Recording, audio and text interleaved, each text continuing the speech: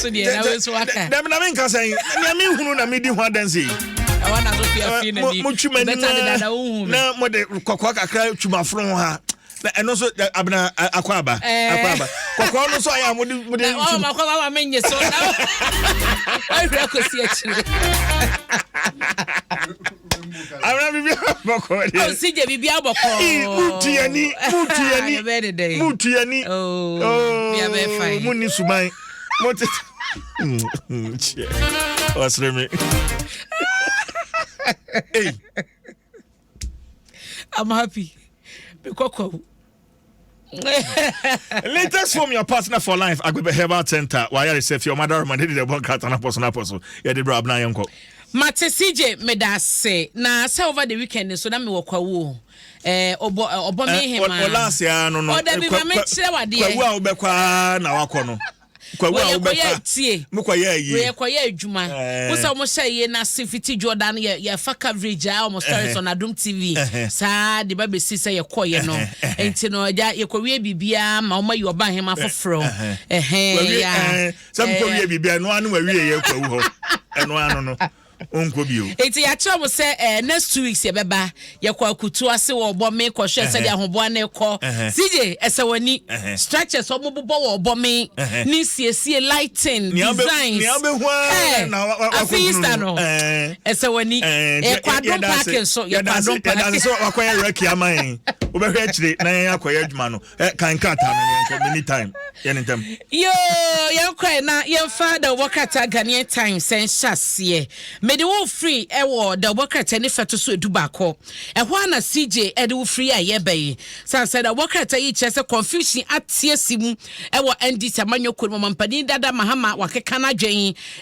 wo hye party na kasa so ankato mo de baye ye yewra fififi equator no na ye general secretary edema party ne samo de baye minority akandifo no omo leader enso nsam no chese confusion sim wo munya e pa na komo bewura mu afifi mu akwakohunu mrasebe dwani bi ono ewodom kuma ne fa ba bi oto na bakoye ya akwakọ wie se party ne samo mo de baye na yewra Johnson asiedu ketia chairman edema the party ekotena mu ewo mrasebe dwafie ya na okoye supervision ekohwesa ne mrasebe dwafo ne beye de party ne eka ne wo nka to mo de babote kwawie kire atese wo mo amana ni matwa o na sema wo kan ne krata ba ye nyina anya dwuma tena okotena ho krompo no amfa ehu bia anase soro bia anto NDC mrasebe dwafo no so ama wo makwakoto aba no approve emra aye asofa hodo a amampani akufo de bo mudin eno eho asam ewo Ghanaian Times da bokrata yi ne feto so edubako na mede ekọ ne feto so miensa na we no eyarehosem akwansie siye ewo akuse ene kpon kat ekwan so no ama ekowetene nipa enson ena ahwe mo kwa na sidwo mo kyese sen no hundan na ekosi articulate bubu fa so no metia no wotim ne awura ba ko metin kwa de ne tinyina epetete fo de ntenye wudidi afateme ena awura ba ko so kan won de kyese se kodwo wo hu kropo so yo ba na so ye bema we eye arawo sema si na no memenda wo mo kyese sema kakra bi na no sia bo no ena sa kwanhye we esiye ene ye se King David college no anim hono moa ya Hyundai minibus ya na registration number GB 4644-20 ena articulator track ba konso a eno so ne number na GT 6473-21 na eno no efritema ordinary achemo ewa akosombo ena na Hyundai nsuso no efri Japan efri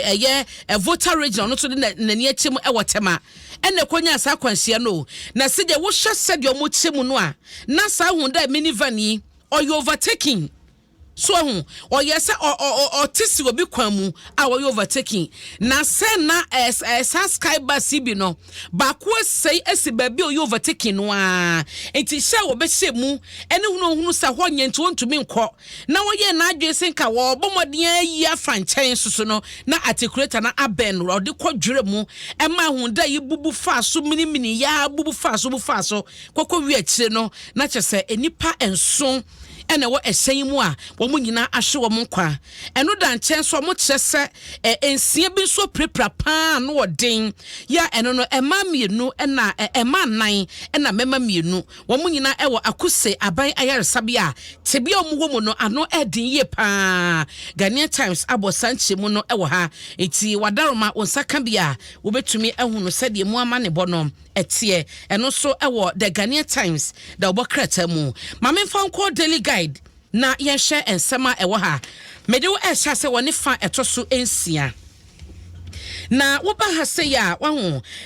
empanyifo a eba no yensase Lands Commission no atu anamon bia kwakopie mu ewo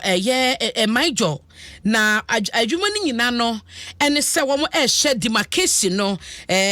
ensase na wo hodom no bebia ehye da so no anase eye ahye so no na o mayi edi atutum wo mo ehye so betutu sane ma na ochina bi no ankwankofa mente be ho ase asase ho ntokwa ne ade ama ntu hye ase ya okpelo sowa din abusua no ya mo ewo maijo teshi ena wo mankasa ene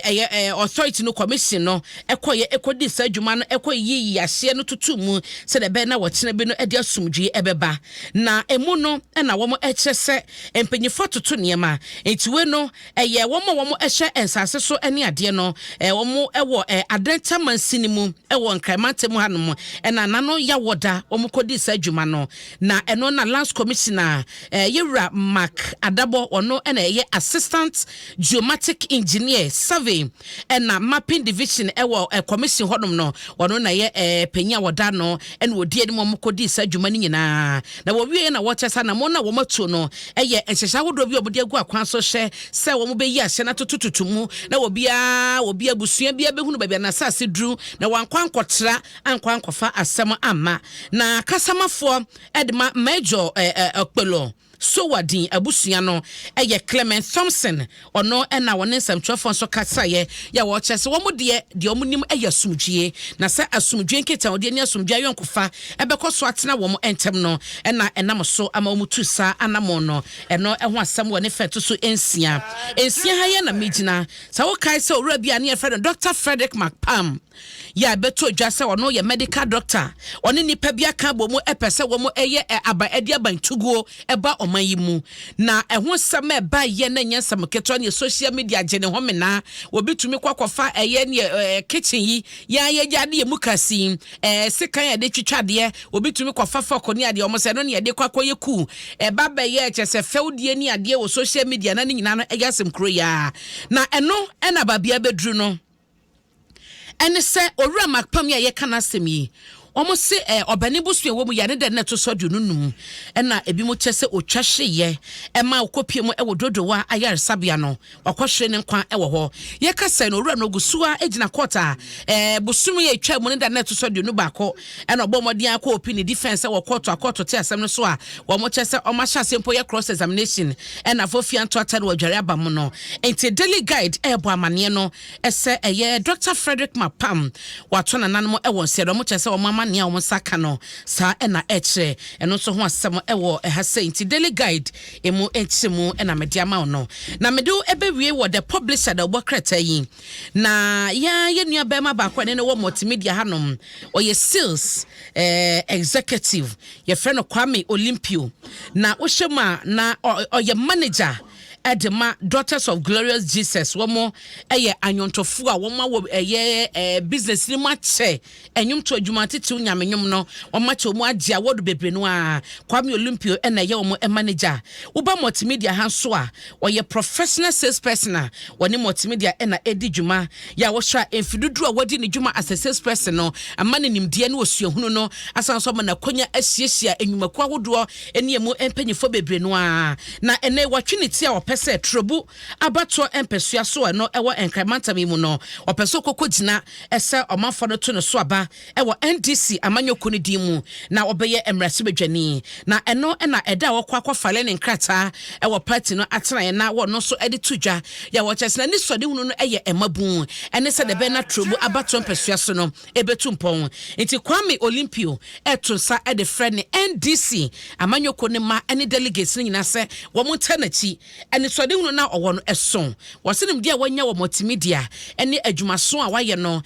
owo gidie ne arehemu ne sɛ wɔn ma no sa kwanya no a ɔbɛboa amatro wabato mpɛso aso atumpɔn ɔbɛma emratie no ene maba wa no nimudie ene skills a wɔn so betumi adi ayɛ sales adwuma no na wɔn so ensa akɔ wɔn no ɛno ɛho asɛm ɛwɔ the publisher the bokrata yi mo CJ media no so amawo ɛwɔ ha enti wenum ne ensɛm a producer ɛdi asɛma no ɛsɛm mɛkenkan wɔ the bokrata ni mu